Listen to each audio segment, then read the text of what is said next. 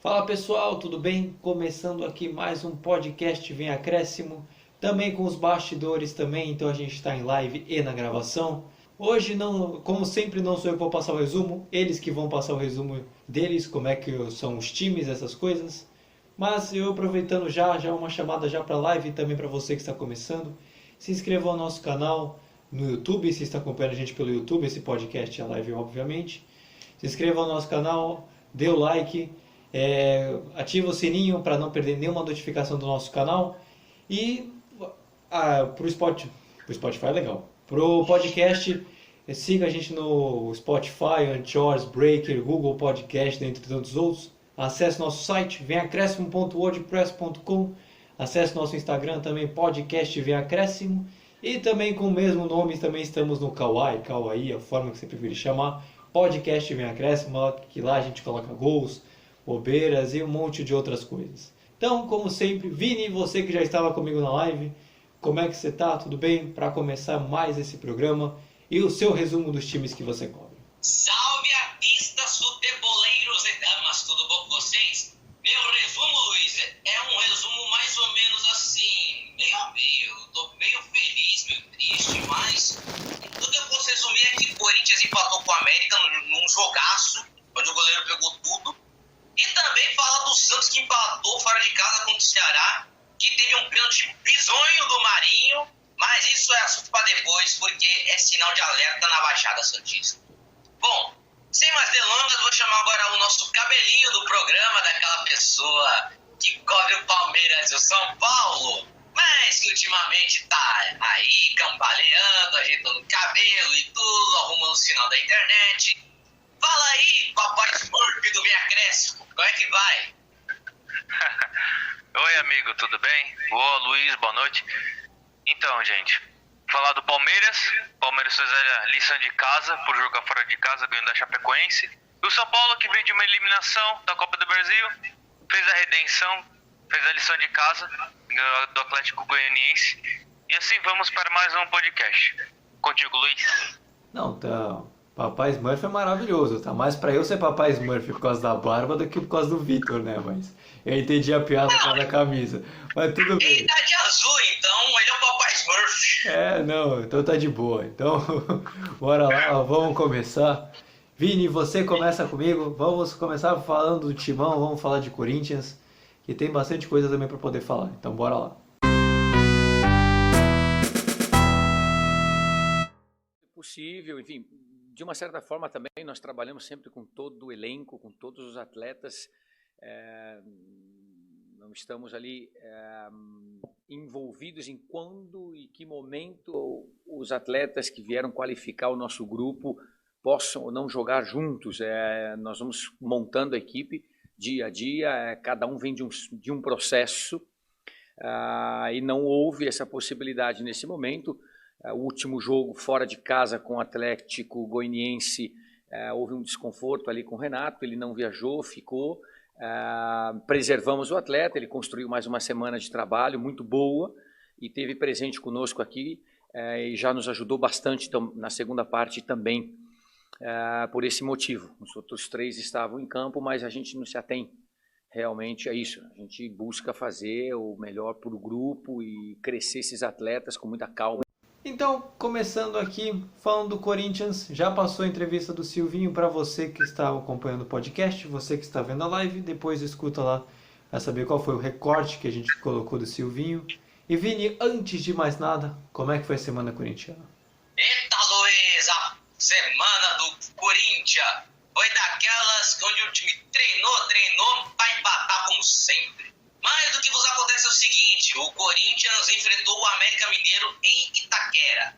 É o reencontro do time corintiano com aquele que já comandou o time do Corinthians, que é o Wagner Mancini. Eita! Será que rolou lei do ex em Itaquera?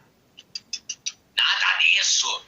Bom, o que vos acontece foi o seguinte: nesse jogado, a nossa famosa fábula entre o time do Corinthians, que é o Aves, contra o Bayern de Munique do América, foi o América que começou pressionando desde o início.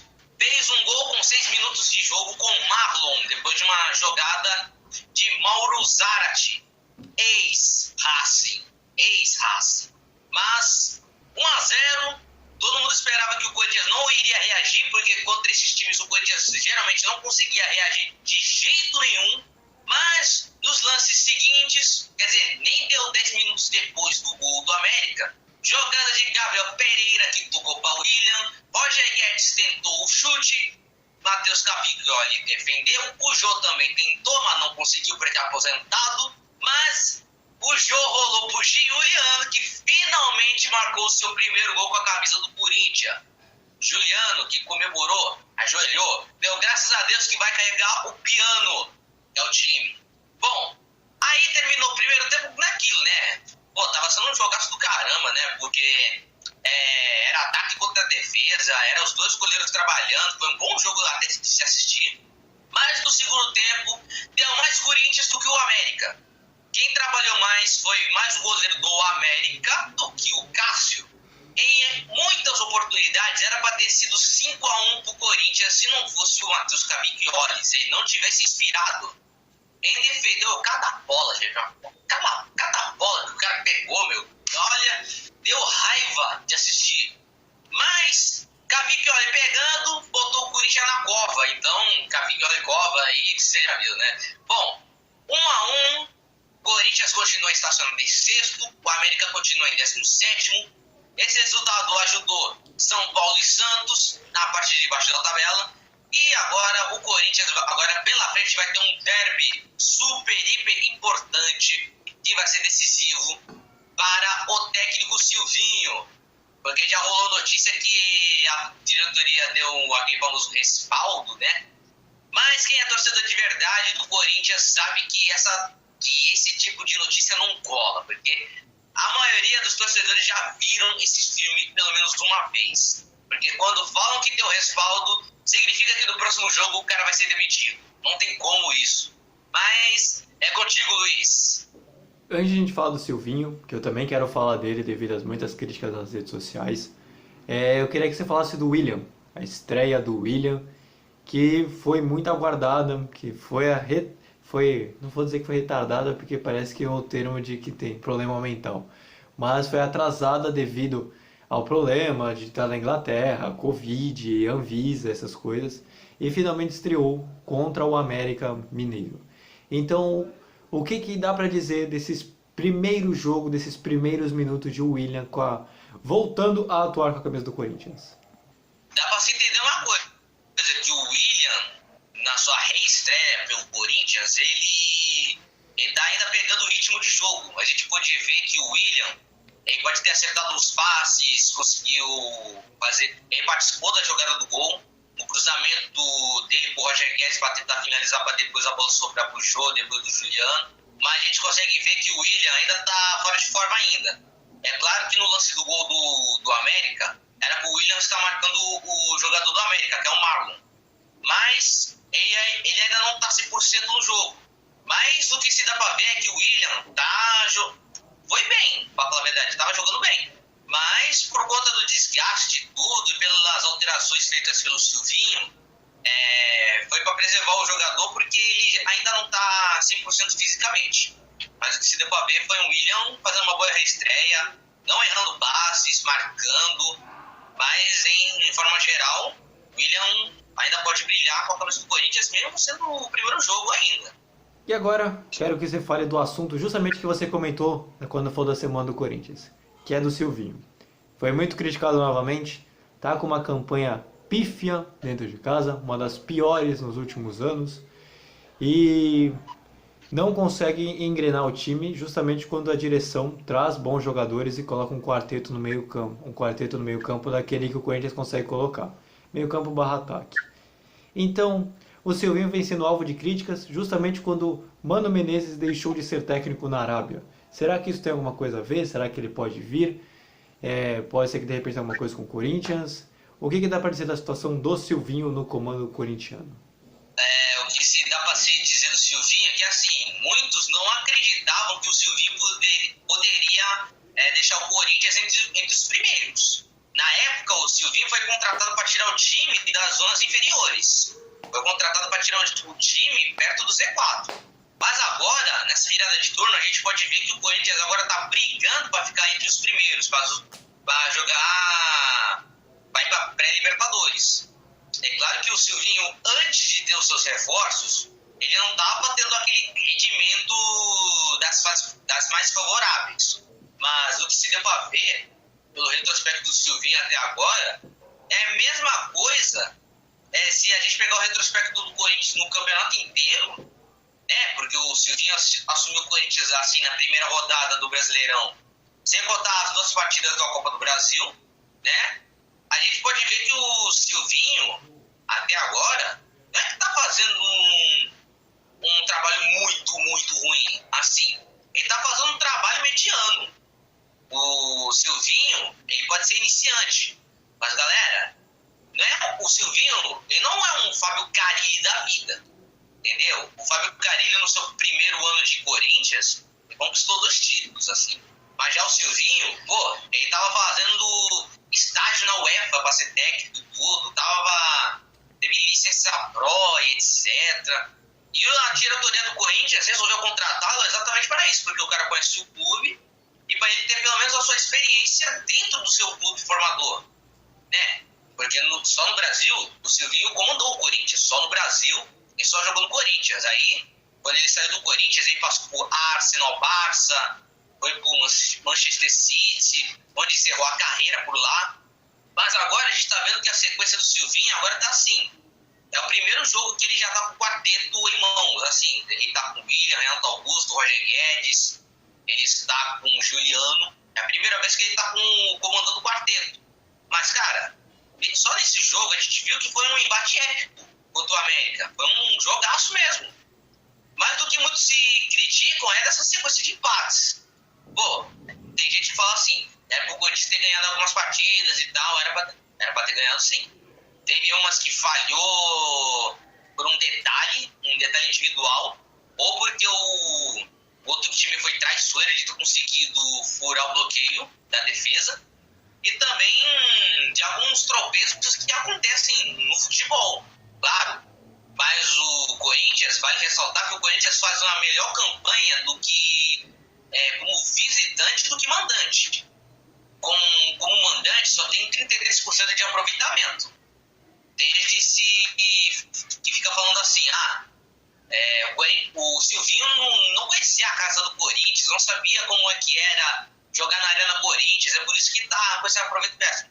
Também tem esse ponto, entendeu? Tem esse ponto. Mas tem muitas coisas que ainda tem muita coisa a evoluir, porque o Silvinho já chegou a falar em umas coletivas que ele não se prende a alguns sistemas, ele não se prende a algumas coisas. Mas do que todo mundo também pega no pé do Silvinho é das substituições. Porque são 5 substituições, só 5 para fazer. E o Silvinho geralmente utiliza 2, 3, ele não usa todas as 5, entendeu? Porque às vezes tem isso, de jogador sair de campo com lesão, de tirar por tática, mas ele não usa, não. Entendeu? No caso, ele não usa por análise tática alguma coisa.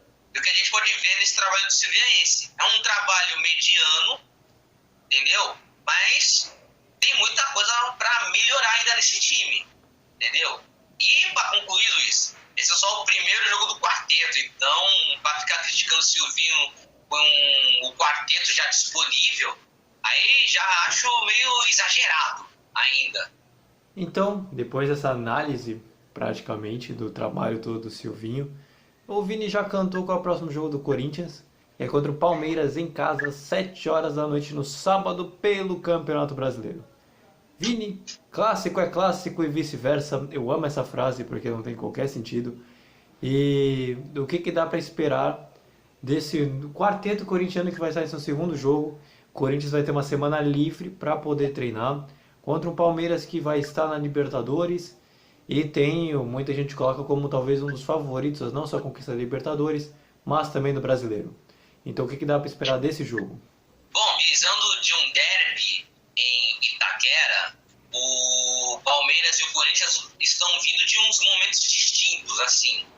O Corinthians está vindo de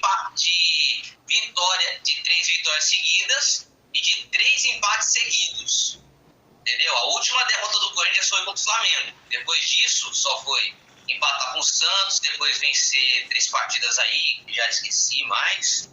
E ainda tem esses 3 empates aí, contra o, se não me engano, o Atlético Goianiense, o América, e agora tem um outro adversário aí, que eu esqueci completamente, é o Juventude.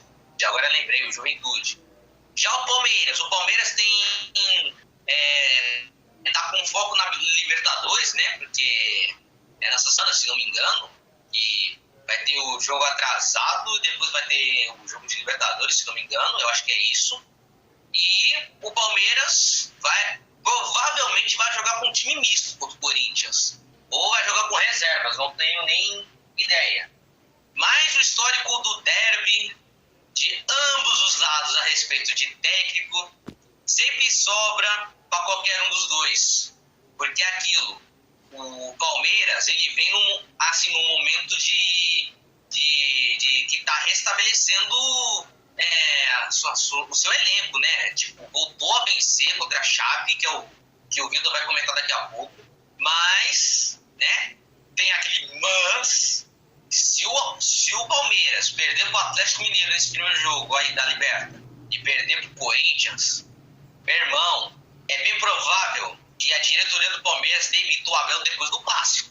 Não sei. Pode demitir tanto depois contra o Corinthians ou depois de se eliminar na Libertadores. Talvez, não sei. Mas, agora no caso do Corinthians é a mesma coisa. Só que o histórico recente pesa a favor do Palmeiras. Porque o Corinthians já teve 3 técnicos demitidos depois que perderam para o Palmeiras. Entendeu? Teve o Cristóvão Borges em 2016, quando o Corinthians perdeu para o Palmeiras por 2-0. Thiago Nunes em 2020, depois que o Corinthians perdeu de novo para o Palmeiras por 2-0. Isso no Brasileirão do ano passado. E a mais recente foi o Mancini, que perdeu para o Palmeiras e, consequentemente, a eliminação do Paulistão, que, infelizmente, levou seu cargo de técnico do Corinthians e à beira do precipício abaixo. Mas, visando que é um clássico, será um clássico pegado. O Corinthians tem que vencer essa partida para quebrar esse mini jejum que não sabe o que é ganhar do Palmeiras faz um tempinho já. Não ganha desde o ano passado, desde quando voltou o futebol, em meados de junho, pelo que me lembre. Mas o Corinthians tem que ser um time mais agressivo, mais criativo. É claro que tem alguns jogadores que não estão 100%, mas tem tudo para ganhar do Palmeiras na Neoquímica Arena. Então, passado a parte do Corinthians, vou chamar o Vitor e agora a gente vai falar do São Paulo e como é que foi a Semana São Paulina. Os pontos mais positivos é que o São Paulo voltou a jogar bem, voltou a ter o prazer de jogar um bom futebol. Acredito que fizemos um grande primeiro tempo, ótimo. Segundo tempo tivemos a possibilidade de aumentar o placar. Talvez a vontade de ganhar este jogo fez que talvez nos complicamos um pouco a vida com o 2-1, mas se devo falar exclusivamente do jogo, São Paulo mereceu ganhar, talvez mais tranquilamente com bola, não porque concedeu alguma opção ao rival, mas sim com um placar talvez um pouco mais grande. Então, começando aqui falando do São Paulo, você já escutou o áudio do Hernan Crespo a respeito do último jogo que o São Paulo ganhou. Mas, Vitor, antes de mais nada, como foi a Semana São Paulina? Começou difícil. Era um jogo começando com o da Copa do Brasil, eu quis dizer. O São Paulo tinha que ganhar contra o Fortaleza, mas do começo ao fim, o Fortaleza dominou a partida e o São Paulo não teve chances. O Fortaleza inibiu qualquer chance do São Paulo de crescer na partida e, consequentemente, virar em situações de gol. O São Paulo até chegou com o Rigoni, só que mesmo se a bola entrasse no gol, estaria impedido. Mais uma vez, na saída de bola, o Liseiro errou e se não me engano, o Ronald foi lá e fez o gol. Falam que foi falha do Volpi, eu concordo. A bola passou debaixo dele. Se ele tivesse ficado de pé, ele podia até defender com o pé, que a bola foi no meio dele. Enfim, foi pressão total do Fortaleza e o São Paulo não conseguia sair. O São Paulo tentava sair tocando lá de trás, entregava a bola para eles de graça. Foi isso o jogo inteiro. A partir do segundo tempo, aí foi um baile do Fortaleza. Me ajuda aí, Luiz, quem fez os gols do Fortaleza? Foi o Ronald, aí foi aquele atacante, Henriques, e por último foi o David. Isso, o Ângelo Henriques, aí foi outro do David. Exatamente. Foram tudo em falhas do São Paulo, assim, que o São Paulo, com o resultado, ele quis ir pra cima e, consequentemente, deixou os espaços abertos pro Fortaleza se aproveitando o contra-ataque. E foi daí que surgiram os gols do Henriques e do Davi. E o São Paulo descontou com o Gabriel Sara, assim. Então, vendo o contexto da partida, o Fortaleza foi merecidamente. O São Paulo não deu. Depois que aconteceu no primeiro jogo, foi bem complicado esse jogo de volta. Porque está ganhando de 2-0, tomou um empate e ainda foi eliminado do jeito que aconteceu. Foi bem difícil, assim, pro torcedor São Paulino. O enredo, na verdade. Agora, pulando pro Campeonato Brasileiro, foi 2-1. Foi uma vitória importantíssima e necessária nesse atual momento, devido a essas circunstâncias que eu mencionei. Foi uma partida em que mostrava que seria seguro, mas a desatenção quase custou caro. O São Paulo começou melhor o jogo, com pressão, em chutes do Igor Vinícius, Arboleda, Rodrigo Nestor e Gabriel Sara, e a mudança do esquema tático, que ele estava jogando no 3-5-2, jogou com 2 zagueiros dessa vez. E o Atlético conseguia chegar em algumas escapadas com o André Luiz, mas não assustava. O primeiro gol saiu depois de insistência. Rodrigo Nestor, quando tem a chance de chutar pro gol, ele chuta lá pra lua. Quando é assistência, ele acerta. Ele cruzou e o Rigoni abriu o placar. Rigoni mais uma vez. O André Luiz chegou a empatar, mas ele está impedido. Na segunda etapa, o Atlético veio para cima, com desvantagem no placar. Chegou com o Janderson, mas o Volpi defendeu. O São Paulo rebateu com o Galeano, que ele entrou bem e jogou bem na partida. Mas o Luciano conseguiu furar a defesa adversária, aumentando o placar. Logo depois, as substituições do São Paulo fizeram o time sofrer uma pressão desnecessária no segundo tempo, que por pouco não resultou em empate do Atlético Goianiense. Faltou pouco. E o torcedor São Paulino já conhecia esse enredo. Do São Paulo abrir 2-0 e tomar empate. Dessa vez não. Dessa vez, as forças superiores disseram: o São Paulo vai ganhar essa partida, mesmo com sufoco. E foi isso até o final. Foi uma vitória suada. O time cansou no segundo tempo, mas foi aguerrido. Há quem diga: caraca, agora que eu tô vendo o meu resumo, eu não coloquei o gol do Atlético Goianiense.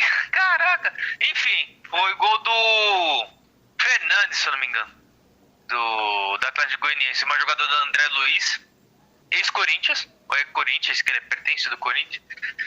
Diga más línguas são paulinas que o Volpi falhou. Enfim, foi mais uma falha de atenção do sistema defensivo de São Paulo. E uma falha minha que eu esqueci de colocar no meu resumo o gol do Atlético Goianiense. Pra você ver que eu já tô traumatizado em colocar falha do goleiro aqui nos meus resumos. Não, tudo bem, a gente perdoa. A produção depois vai procurar de quem foi o gol mesmo, só para poder trazer. Mas, não, realmente, essa eu adorei quando você falou que o torcedor São Paulo está traumatizado 2-0 pro empate, porque é mesmo. O retrospecto, para quem não sabe, foi com o jogo contra o Fortaleza, foi assim mesmo. Mas eu não vou falar da Copa do Brasil, porque da Copa do Brasil a gente já falou na live já de sexta-feira. Então, você que está acompanhando e quer saber que a gente falou da Copa do Brasil, vamos ver se sobe um card aqui em cima, porque não sei se sobe card em live. Mas qualquer coisa, acesse o nosso canal, só ver o nosso último conteúdo, nossa live que a gente falou da Copa do Brasil melhor. Mas agora eu queria falar com você, Vitor, ainda falando do Daniel Alves, apesar de ele não ser mais jogador, foi o grande assunto de hoje da parte do São Paulo, as grandes notícias falaram de hoje, foi da dívida do Daniel Alves com o São Paulo, que o São Paulo vai ter que se... Não vou dizer que vai se desdobrar para poder pagar, mas vai ser vai pagar em bastante tempo, acho que é 60 vezes, se não me engano, coisa assim. Eu sei que é coisa pra caramba, eu sei que é muito tempo para poder pagar e que vai tirar um bom dinheiro, que vai ser uma economia muito grande para os cofres também são paulinos. Então, eu queria que você comentasse um pouquinho a respeito dessa situação do Daniel Alves, o que você acha? Assim, quem fez o gol do Atlético Goianiense foi Matheus Barbosa, não foi o Fernandes, foi Matheus Barbosa. 60 parcelas de 400 mil em 2026. E o São Paulo economiza 32 milhões. Até 2020 tivesse que pagar o dinheiro integral até 2022. Vai economizar 32 milhões, ou seja, por um lado, deu uma minimizada. Se fosse para a justiça isso, São Paulo ia pagar uma bolada. Mas conseguiu resolver aí. São Paulo, ele mostrou que com essa nova diretoria que está responsável. Aguentou até onde foi. Aí chegou uma hora que basta, né? Porque ia complicar tanto de São Paulo e o Daniel Alves não ia complicar para ele porque ele ia receber de qualquer maneira. E o São Paulo ia afundar. Não sei se ia chegar perto de um Cruzeiro da vida, não sei. De estar devendo milhões para algum jogador, enfim. Mas creio que agora o Daniel Alves sendo disputado por vários times, ele, como o Fluminense, por exemplo, que entrou na briga, o Atlético Paranaense, que ele siga a vida dele. Mas eu creio que, assim, eu vendo esse enredo do começo até o fim, eu achei até triste, porque, Daniel Alves é um cara que, né, importante, assim, tudo. Ele tem os direitos dele e tudo mais. Do jeito que foi, prometeram e não cumpriram, entendeu? Foi uma coisa de uma outra diretoria, a outra diretoria que chegou agora não conseguiu cumprir, assim. Mas também ela tem seus motivos. Com a pandemia, tudo, cortaram os gastos, tudo. Então, não deu muito certo essa passagem do Daniel Alves. Pelo menos teve aquele mantra, né? Que todo time que o Daniel Alves passa ganha título. Daniel Alves passou pelo São Paulo, o São Paulo ganhou título. Beleza, conseguiu o que queria. Daniel, tchau. Se for ver assim. Foi praticamente isso mesmo. Foi aquele negócio onde ele passa, ganha título, ganhou o título, foi embora. Foi verdade, pensando dessa forma, foi assim mesmo que aconteceu. Mas eu queria falar de um outro jogador que tem uma identificação com a torcida também, né? Que é o Caleri. Ele reestreou nesse último fim de semana. E também eu queria até aprofundar um pouquinho mais falando desse ataque do São Paulo, que agora com o Rigoni, o Luciano recuperado e Caleri, talvez até mesmo o Vitor Bueno e Pablo, que são muito criticados, foram e são muito criticados pela torcida do São Paulo, provavelmente vão dar um tchau e acho que vão amargar um banco por um bom tempo. Olha, Luiz, eu gostei muito dessa sua pergunta, porque estava engasgado na minha garganta.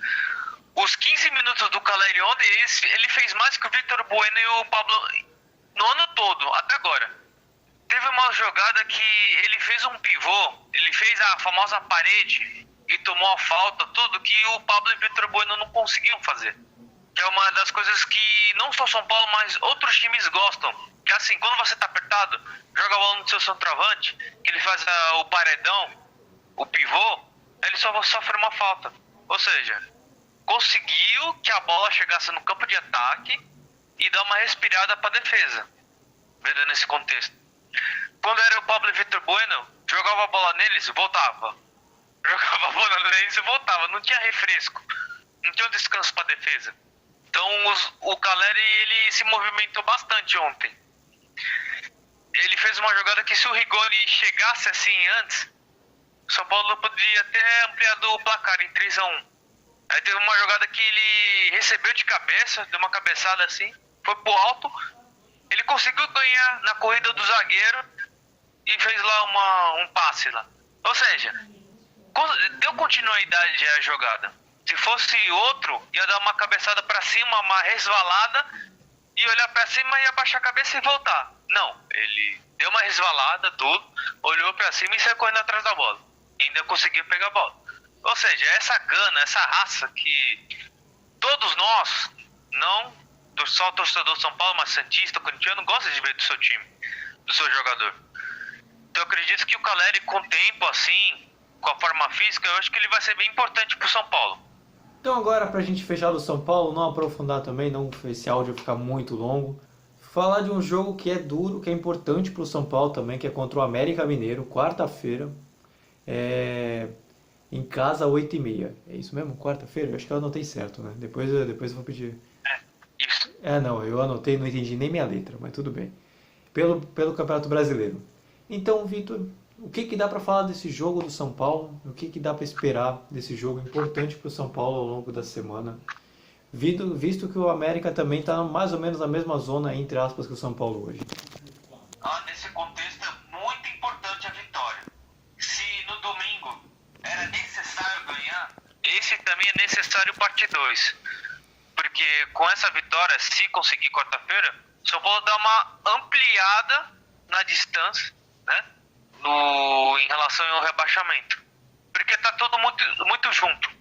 Do São Paulo até o Juventude, o América Mineiro lá, que é o primeiro na zona de rebaixamento, a diferença é só de 3 pontos. Então, dependendo de uma rodada, o São Paulo pode cair bastante ou subir bastante, dependente. Então, eu acredito que uma vitória em casa contra o América Mineiro, que é um adversário direto, em casa, jogo atrasado, a vitória é o essencial para se distanciar mais. Se ele ganhar, se eu não me engano, ele pula para 9º ou 8º. Já fica 3 ou 4 pontos do G5, G6, entendeu? Então, a cada rodada, o campeonato já vai se desenhando, como é que ele vai ficar. Já vou até falando aqui meu palpite, Luiz, na zona de rebaixamento. São 4 que caem, né? Pra mim, Chape e Sport já estão bem longe de fugirem. Realmente. Pode acontecer algumas coisas no campeonato, mas pra mim esses dois, a diferença de pontuação tá bem gritante desses 2 últimos. Então, só falta definir mais 2, que os outros 2 são Sport e Chapecoense, por enquanto. Então, fechamos por aqui a parte do São Paulo. Agora, Vini, vem comigo de novo, que a gente vai falar do Santos e vamos ver como é que foi essa Semana Santista também. Quando nós chegamos aqui, começamos a detectar que esse elenco, que esse grupo assim pode dar uma resposta com 3 zagueiros. Está sendo a primeira experiência minha, né, com 4 anos e meio aí como técnico, nunca tinha jogado, iniciado um jogo assim. Mas não é minha preferência, mas eu acredito que as características dos jogadores pode fazer sim o Santos jogar bem com 3 zagueiros. Já deu uma resposta muito boa. Agora temos uma semana aí limpa, né? Só jogo contra o Juventude domingo que vem, onde eu vou poder trabalhar, que até agora a gente trabalhou muito pouco. Foi mais conversas e vídeos, porque estou com 9 dias no clube, já o 3º jogo e com viagem, recuperação, né? Mas assim, já deu uma resposta, já deu uma cara assim de que pode jogar assim e que pode melhorar o futebol e com isso os resultados vir. Então, vamos falar aqui do Santos. Você já escutou o áudio do Fernando Carilli? Fernando Carilli, boa. Fábio Carilli, essa foi legal, gostei. Fábio Carilli a respeito do... Fernando Carilli! Eu fiquei com o Diniz na cabeça. Então, vamos lá. A respeito do último jogo do Santos contra o Ceará, em que terminou 0-0. Então, Vini, antes de mais nada, como foi a Semana Santista?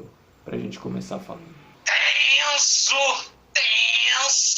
Bom, pra Baixada Santista, agora pra falar do Santos, que tá que afundando, mas tipo, com sinal de alerta, tá ligado no submarino. Mas o que acontece é o seguinte: bom, a parada começa na Copa do Brasil. Carilli já estreou no Santos, já fez a sua parte com o Bahia, né? E empatou em 0-0. Mas o Carilli, no seu segundo jogo no comando do Santos, infelizmente perdeu o Atlético Paranaense, né? Perdeu de 1-0, infelizmente. Num Santos que estava jogando bem, mas não conseguia criar jogadas até. O Santos virou um time inofensivo, para falar a verdade. Nos 2 jogos até. Mas o Santos foi eliminado da Copa do Brasil, assim, de uma forma melancólica até, porque, cara, o Santos teve um tempão para fazer um gol no Atlético Paranaense, mas acabou tomando o gol de Zé Rivaldo. E foi um golaço, só para não falar outra coisa. Mas, fazer o quê? Vida que segue. E agora tem só o Campeonato Brasileiro para se disputar nessa droga. Aí, por falar em Campeonato Brasileiro, o Santos foi para Fortaleza pegar o Ceará lá na Arena Castelão. E olha, prometia ser um outro jogo, uma coisa diferente do Santos, alguma coisa. Mas, por incrível que pareça, era o Santos que quase abriu o placar. O Marinho bateu um pênalti bizonhamente, que a bola foi para a lua. Mas, infelizmente, ficou no 0-0 e nada mais aconteceu. O Santos ainda tomou pressão do Ceará, mas a pressão do Ceará não virou em gol, graças ao João Paulo, que está pegando muito.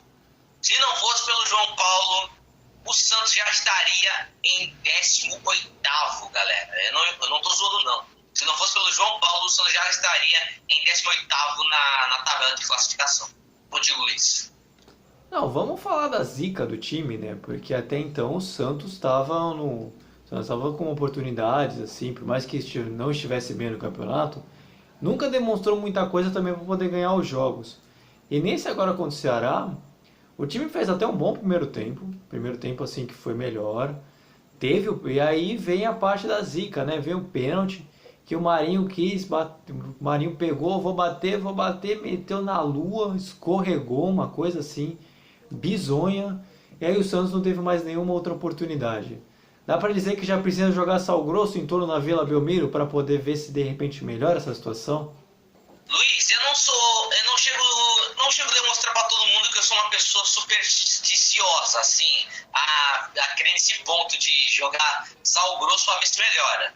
Para muito, sal grosso espanta a zica, tá ligado? Mas aquilo, o torcedor tem todo o direito de fazer, né? De jogar sal, de colocar a bandeira do Sai Zica e tudo. Mas, cara, o que eu tô vendo do Santos é tipo... É um time que não vence há mais de um mês. Cara, há mais de um mês sem saber o que é vitória.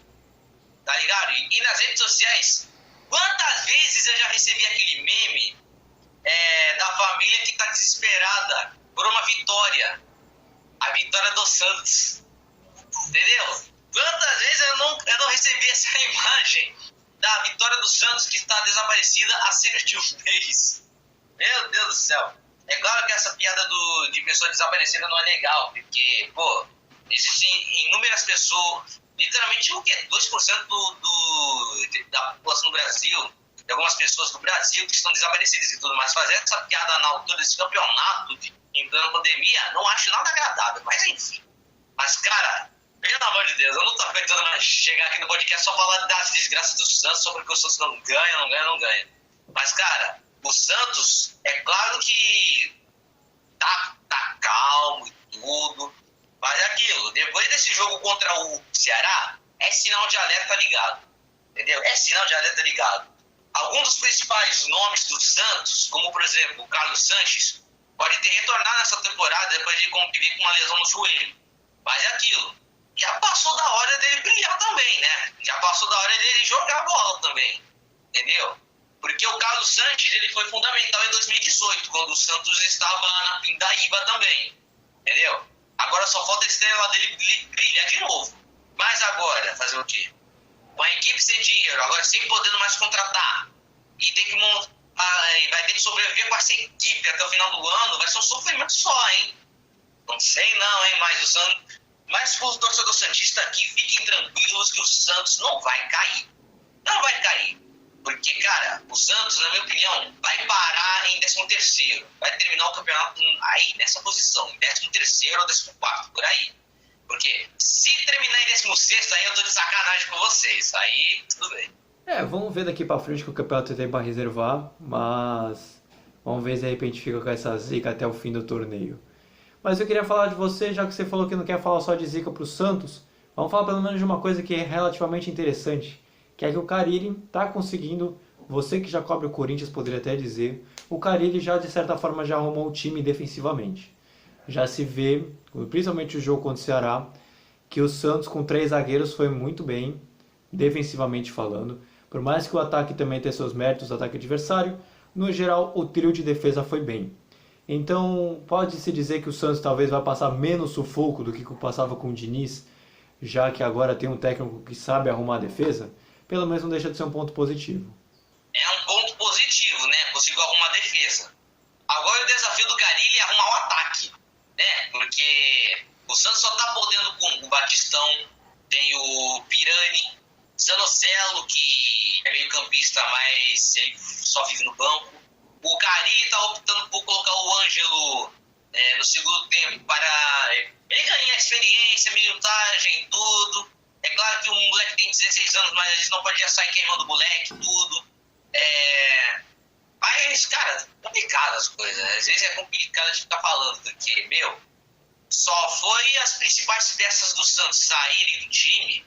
Só foi Caio Jorge, só foi o Alisson, Pituca, só foi o Veríssimo. Só foi sair esses jogadores que aí, meu irmão. Aí pra pegar entrosamento, agora pra pegar tudo, pra reformular essa equipe, aí é na base do sofrimento mesmo. Não, realmente agora o Santos precisa se arrumar, né? E já tem um jogo importante agora, que é a próxima rodada. Que é o jogo contra o Juventude no domingo, fora de casa, às 4 horas, pelo Campeonato Brasileiro. Assim como eu falei com o Vitor sobre o São Paulo, esse jogo também contra o Juventude também é essencial para fugir da zona de rebaixamento, já que Santos e Juventude estão praticamente na mesma posição. Então pode ser um jogo essencial para o Santos pensar em vitória. Não tem jogo melhor para ganhar do que esse, voltar a vencer. Luiz! Não existe um confronto melhor do que um Palmeiras e Corinthians. Mentira, vai. Bom, esse confronto aí contra o Juventude, a gente viu no primeiro turno que foi que o Santos empatou em 0x0 com o Juventude num jogo chato. Chato, meu irmão. Nossa Senhora. Eu não esperava que o Santos iria empatar no primeiro turno, mas faz o quê? Agora, segundo turno, mudou algumas coisas. Agora que o Santos vai enfrentar o Juventude lá no Alfredo Jaconi, cara, será um jogo difícil pro Santos, difícil.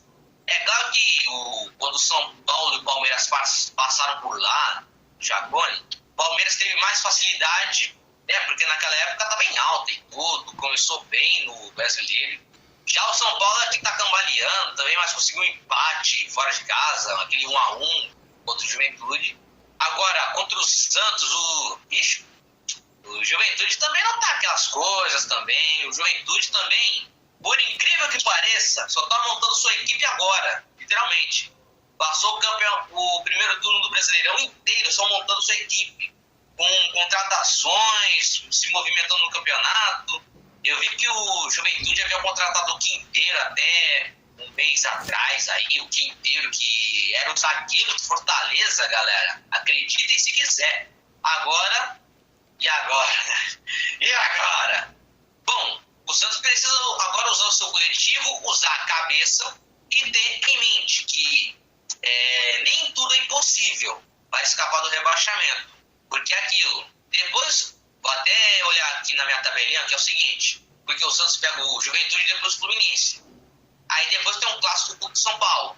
É um jogo, essa sequência de jogos pro Santos serão complicadas, assim, porque o Fluminense e o São Paulo são confrontos importantes, até porque é um jogo de 6 pontos, quer dizer, 9 pontos para se distanciar de vez da zona do rebaixamento. O primeiro desafio será contra o Juventude. Juventude também vem aquelas coisas, empatando, mas de vez em quando dá uma arrancada, depois para. Mas essa sequência do Santos, depois contra o Juventude, que é o que eu vou comentar na próxima semana, será difícil. Porque, cara, pegar o Fluminense é dose, cara. É dose. Apesar que o Santos vai jogar em casa, depois vai pegar o São Paulo fora e tudo, será uma sequência nada favorável para o Santos. Será difícil, mas tem tudo para o Santos pelo menos arrancar pelo menos 3 pontos.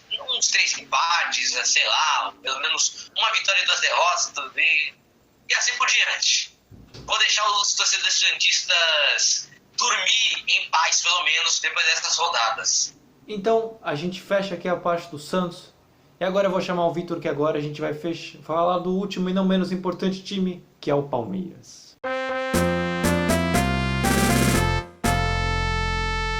O Dudu e com o Veiga tem a ver com a dinâmica coletiva da equipa ao atacar.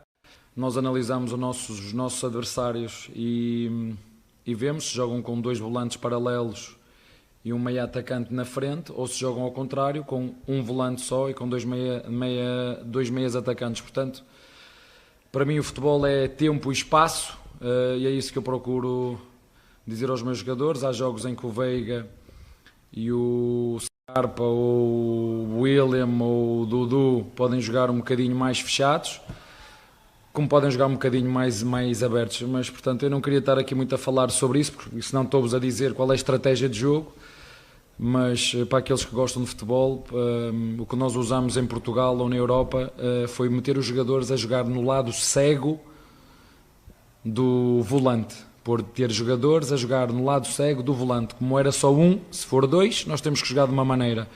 Como o Chapecó jogava só com um, na primeira parte nós ocupamos essas meias, se quiserem, quase que com 2-10, com a largura dada por outros dois homens, e depois atrair o adversário, ou por dentro.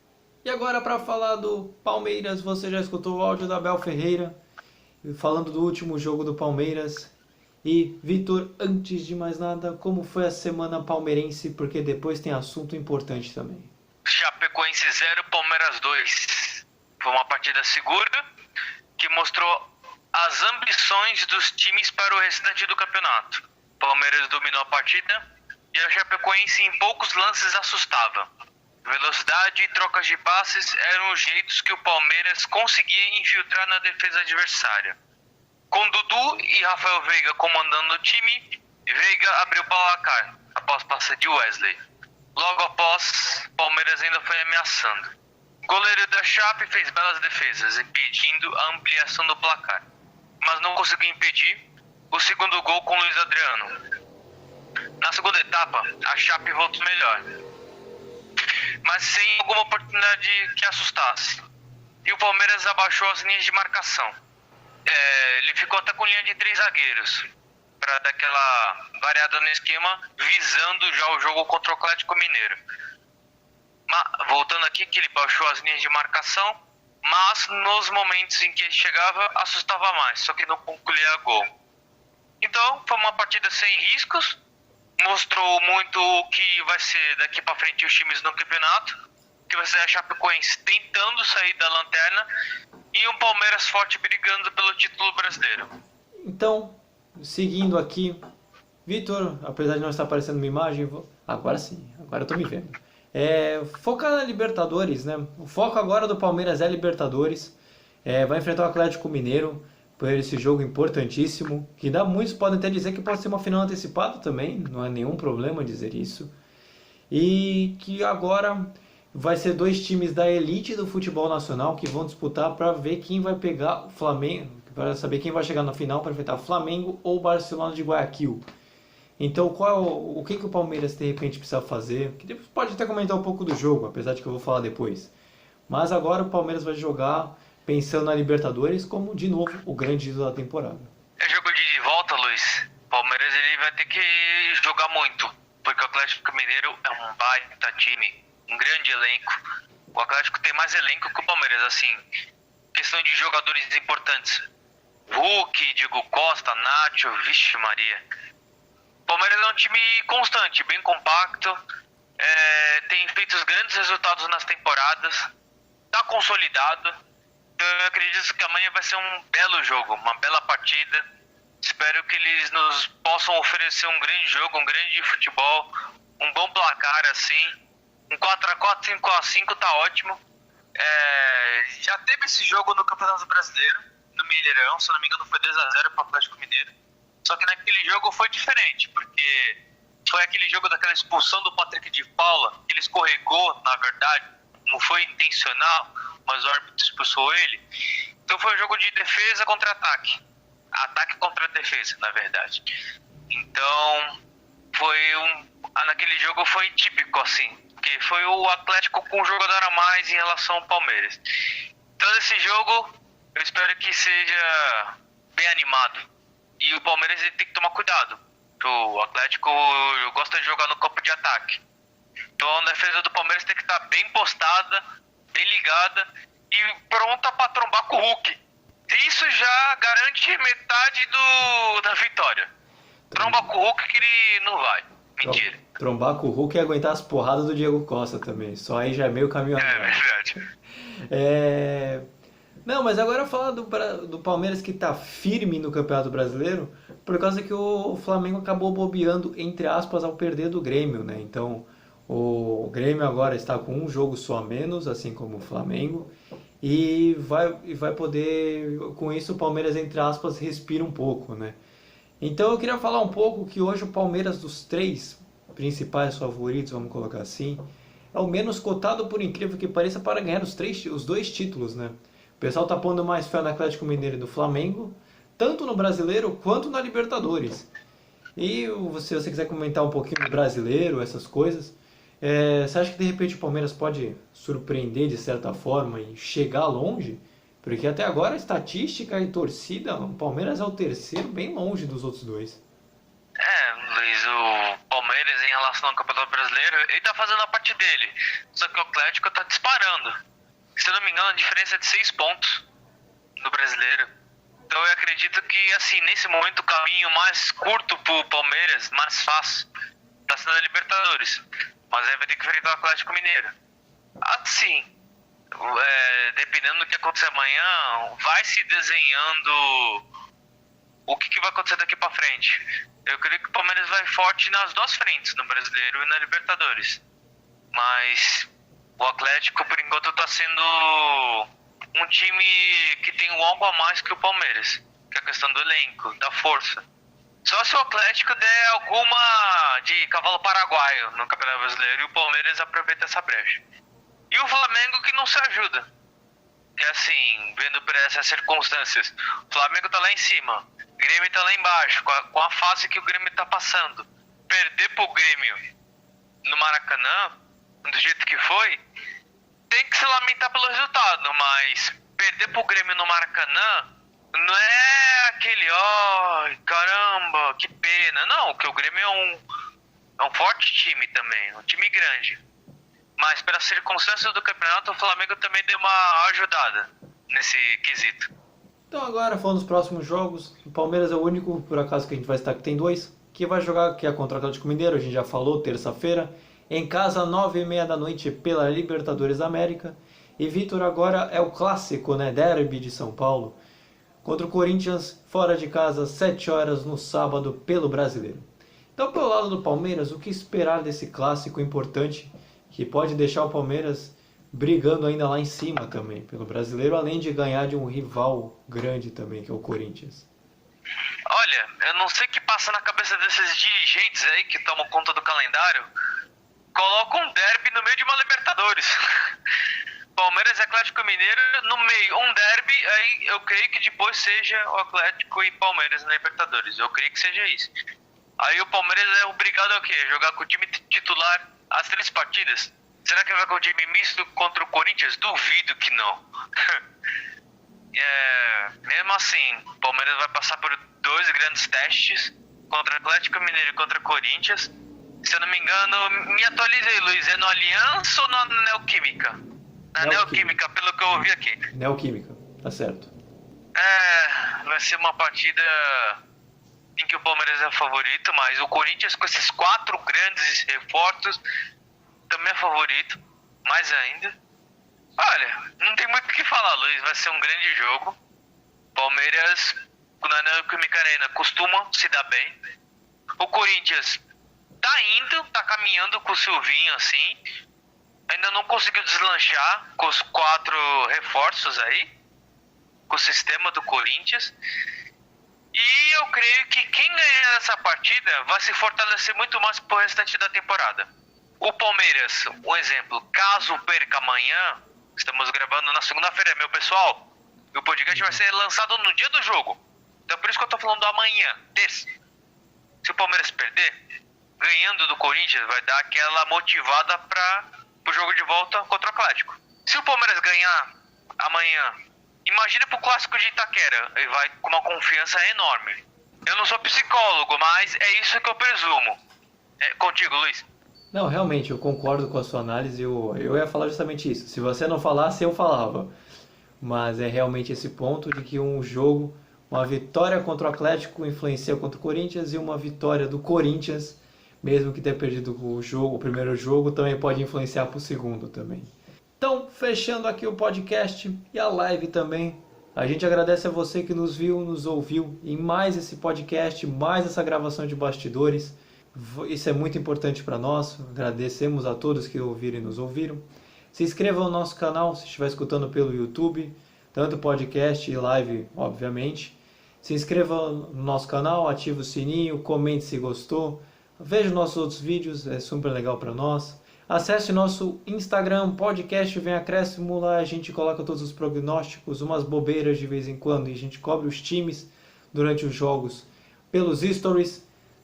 E acesse nosso site vemacréscimo.wordpress.com. Acesse nosso Kawaii, o podcast Vem Acréscimo também. E dentre tantas outras coisas, para fechar, acesse nossos agregadores de podcast, Spotify, Anchor, Breaker, dentre tantos outros que a gente solta o nosso podcast também. Então, Vitor, Vini, obrigado por terem feito também mais essa live e esse podcast comigo, foi muito legal, o assunto todo foi muito da hora. E agora, para fechar, Vini, qual é a reflexão da semana? A frase é a seguinte: você sabe que um relacionamento não vai dar certo quando você conhece uma pessoa na balada e no mesmo dia ela te chama de vida. E realmente, isso é mesmo. Pra quem tem história, pode confirmar, se quiser solta até nos nossos comentários aí, né? Mas, então eu confirmo, eu tô assinando aí embaixo, então. Então, vamos fechar aqui, né? Vitor, pode se despedir do pessoal já. Mandar um abraço, beijo, salve. O espaço é seu. Agora o momento é meu. Também. Agora é seu. Se é assim, o momento é meu. Boa semana a todos. Tá passando muito rápido, Luiz, eu tô ficando com medo. Já estamos dia 20 de setembro. Exato. Daqui a 2 semanas é outubro. Dia das Crianças.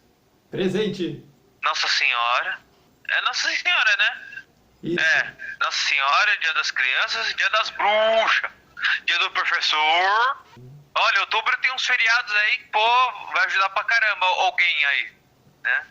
Valeu, gente. Boa semana. Valeu. Valeu. Fui. Vapo. Vini, o espaço é seu. Pode se despedir também da galera. Bom, encerrando mais um podcast, meus queridos, minhas queridas, mais um podcast aí na parada, mais uma live também. Espero que vocês tenham gostado. Não vou nem falar para se inscreverem no canal, nem para deixar o like, porque o Luiz fala isso toda hora. Mas, enfim, podcast que completou 1 ano semana passada. Graças a Deus, 1 ano de podcast, de tudo. Nos siga nas nossas redes sociais, se inscreva aí, deixa o like. E vamos encerrar daquele famoso jeito de sempre. Vou até mudar a telinha, porque agora é um momento de todo mundo cair para a esquerda. Tá? Esquerda. Ó, esquerda. O Luiz é direita. Ó, aqui. Fazendo treino. Ó, já tô fazendo treino. Ó, pra cá. Bom, fui! Tchau, Brasil! Que vem!